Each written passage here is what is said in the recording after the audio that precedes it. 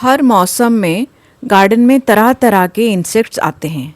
कभी हम उनको पहचान कर उनको भगाने के लिए अलग से स्प्रे मारते हैं, तो कभी इंसेक्ट अटैक ना हो इसीलिए इंसेक्ट्स अटैक होने से पहले ही प्रिकॉशन के लिए भी हम स्प्रे का इस्तेमाल करते हैं। गर्मी और ठंडियों में इंसेक्ट्स कम होते हैं और उनको कंट्रोल करना आसान हो जाता है, लेकिन बरसात में लगातार बारिश और कम धूप के वजह से स्प्रे करने का टाइमिंग बढ़ाने के साथ साथ स्ट्रॉन्ग होममेड लिक्विड फर्टिलाइजर का इस्तेमाल करना पड़ रहा है। कुछ कीड़े हवा से आती हैं तो कुछ मिट्टी से पैदा होते हैं। हवा और मिट्टी इन दोनों जगह से हम कैसे इंसेक्ट्स को इस बरसात में कंट्रोल कर सकते हैं उसकी 2 तरीके में बताऊंगी। गुड मॉर्निंग, नमस्ते।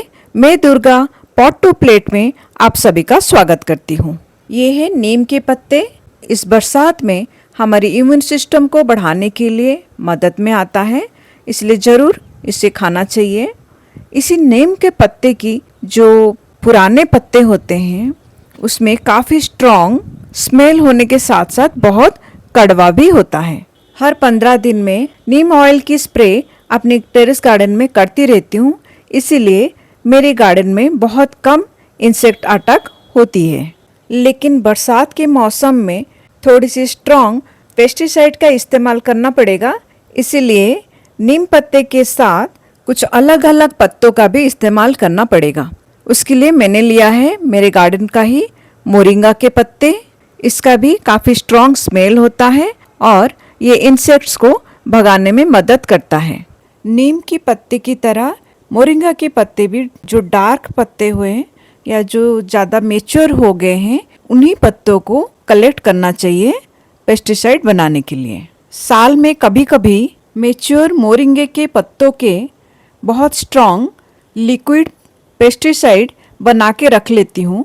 उसमें मैं मिलाती हूँ 15-20 कली लहसुन, जिसको मैं कूट के ले लेती हूँ, साथ में हरी मिर्ची 15-20 हरी मिर्ची या 2 चम्मच लाल मिर्ची पाउडर। उनको अच्छे से उबाल के छान के रख लेती हूँ और ये लिक्विड पेस्टिसाइड 2-3 महीना आराम से चल जाती है। आज का जो पेस्टिसाइड बना रहे हैं उसमें नीम पत्ता, उसके बाद मोरिंगा के पत्ते के बाद ये है गेंदे के फूल के पत्ते, जिसे हम मेरीगोल्ड भी कहते हैं। ये देसी मेरीगोल्ड है और बहुत स्ट्रॉन्ग स्मेल है इस पत्ते का भी। गेंदे के पौधों को सब्जियों के पौधों के साथ लगाने से मिट्टी जनित रोग जो निमाटोड होती है उससे छुटकारा मिलता है। इसीलिए अक्सर मैं बैंगन, लौकी आदि सब्जियों के साथ इसे लगा देती हूँ। अभी चौथा पत्ता लेंगे एलोवेरा। ये भी मेरे गार्डन में ही लगी हुई है। मैं ऑर्गेनिक पेस्टिसाइड का इस्तेमाल करती हूँ, इसीलिए ये सब चीज़ें मैं अपने गार्डन में ही लगा के रखती हूँ ताकि मुझे होममेड पेस्टिसाइड बनाने में आसानी हो और कोई केमिकल के ऊपर मुझे डिपेंडेंट होना ना पड़े। साथ में पेस्टिसाइड बनाने में पैसा के खर्चा या बर्बादी ना हो।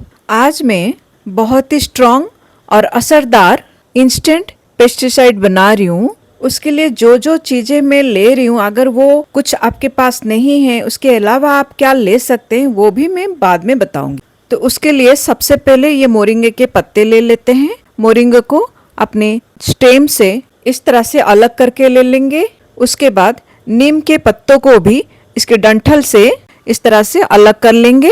पत्तों को डंठल से अलग कर देने से पीसने में आसानी हो जाएगा, इसीलिए अलग कर लेना चाहिए।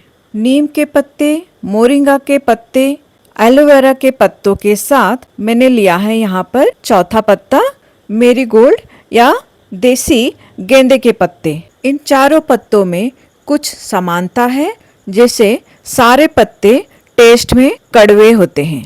और एलोवेरा को मैंने यहाँ पर मिक्स इसलिए किया है, उसमें स्टिकीनेस होती है या उसमें स्लाइमी पदार्थ होती है, उसके वजह से वो ये कड़वापन को पत्तों के ऊपर चिपका कर रखेगा। अब इन चारों पत्तों को मिक्सी में डालकर बहुत बारीक पेस्ट बना लेंगे। इन 4 पत्तों के अलावा अगर आपको धतूरे के पत्ते या कनेर के पत्ते मिल जाए तो उसको भी आप इस्तेमाल कर सकते हैं। इसमें आप लहसुन और हरी मिर्ची का भी इस्तेमाल कर सकते हैं। मैं यहाँ पर लहसुन का इस्तेमाल नहीं करूँगी क्योंकि मैं गोमूत्र या गाय का पेशाब इसमें इस्तेमाल करूँगी एक स्ट्रॉन्ग स्मेल देने के लिए। गोमूत्र हर किसी के पास नहीं होता है, इसलिए आपको इसमें लहसुन का इस्तेमाल कर लेना चाहिए।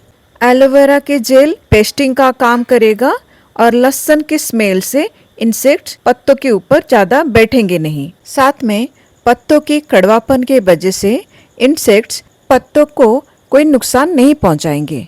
पीसी हुई लिक्विड पेस्टिसाइड को स्प्रे बॉटल में भरने से पहले छन्नी में तो हमने छाना था, उसके बावजूद एक बार जरूर सूती कपड़े से छान लेना चाहिए।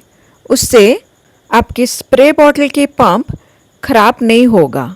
पत्तों को हमने बारीक पिसा हुआ था, उनके अच्छे से जूस निकालने के लिए बारीक पिसी हुई पत्तों को सिर्फ छन्नी में छानने से उनकी इतनी बारीक कण छन्नी से बाहर निकल आती है, इसीलिए कपड़े के इस्तेमाल करके उसको दोबारा से छान लेना चाहिए। इन बारीक पार्टिकल्स को आप अपने किचन कंपोस्ट बिन में डाल सकते हैं। अब ये लिक्विड पेस्टिसाइड इस्तेमाल के लिए तैयार है।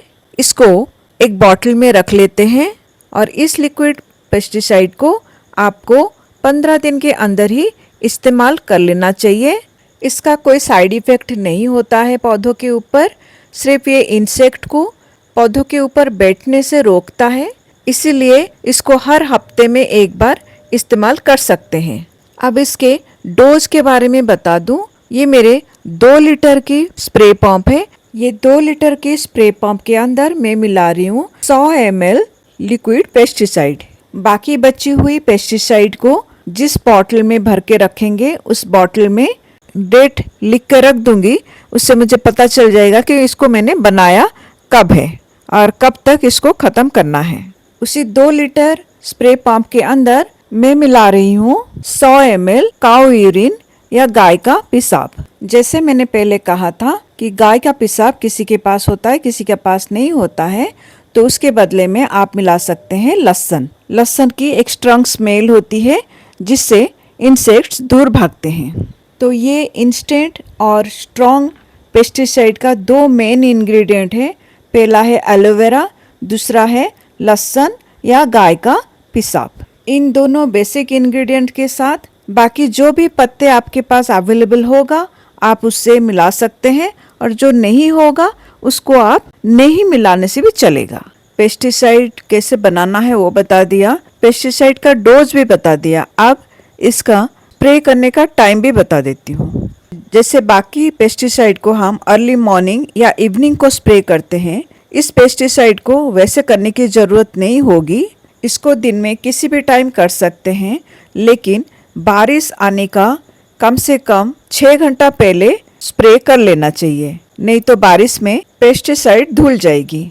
इस पेस्टिसाइड को गार्डन में हर पौधे में इस्तेमाल कर सकते हैं। ये पेस्टिसाइड बारिश में पैदा होने वाला किसी भी तरीके का इंसेक्ट्स को आपकी गार्डन से भगा सकता है। बेहतर होगा कि ये पूरी गार्डन में एक ही दिन में चारों तरफ स्प्रे कर दिया जाए।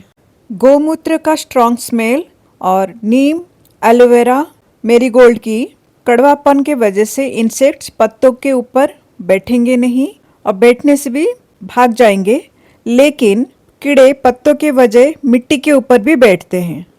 इसलिए मैं हफ्ते में एक बार इस तरह से गार्डन के अंदर गाय का गोबर का उपला जलाकर धुआं कर देती हूँ। उससे 2 फायदे होते हैं। पहला, मुझे राख मिल जाती है, दूसरा गार्डन के अंदर मच्छर और मक्खी भी नहीं होते हैं। जली हुई उपले की राख को इकट्ठे करके रख लेती हूँ। रेनी सीजन में बारिश के वजह से मिट्टी बहुत ज़्यादा एसिडिक होने लग जाती है, इसलिए उस मिट्टी की पीएच लेवल बैलेंस करने के लिए बरसात में हर 15 दिन 20 दिन के गैप में राख का इस्तेमाल करना चाहिए। राख को इस्तेमाल करने का सही तरीका भी बता देती हूँ। राख को इस तरह से एक सूती कपड़े में बांधकर उसकी पोटली बना देना चाहिए। उस पोटली को लेकर हल्के हल्के झाड़ने से जैसे राख थोड़ा थोड़ा निकले वैसे पोटली बनाना चाहिए। राख बहुत ज़्यादा एक जगह पर जमा होने से पौधे को नुकसान पहुंचाएगा, इसीलिए इस तरह से धुएं के जैसे अगर निकलेगा पत्तों के ऊपर एक अच्छे से परत बैठेगा, मिट्टी के ऊपर भी एक अच्छी परत बैठ जाएगी तो इंसेक्ट्स को प्रजनन करने में या बढ़ने में कंट्रोल कर सकते हैं। इस तरह की राख का इस्तेमाल और कड़वी स्प्रे की मदद से बरसात में मैं अपनी टेरेस गार्डन से बहुत आसानी से इंसेक्ट्स को दूर भगा पा रही हूँ। ये मेरे खुद की एक्सपीरियंस है जो मैंने आप लोगों के साथ शेयर किया। ऐसे ही मैं होममेड ऑर्गेनिक पेस्टिसाइड अपने टेरेस गार्डन में यूज़ करती हूँ और बिल्कुल फ्री में। अगर मेरी वीडियो आपके लिए हेल्पफुल रही तो प्लीज़ आप मेरी वीडियो को लाइक, शेयर एंड सब्सक्राइब कीजिए। Thank you for watching the video. Healthy खाइए, हेल्दी रहिए। God bless you all.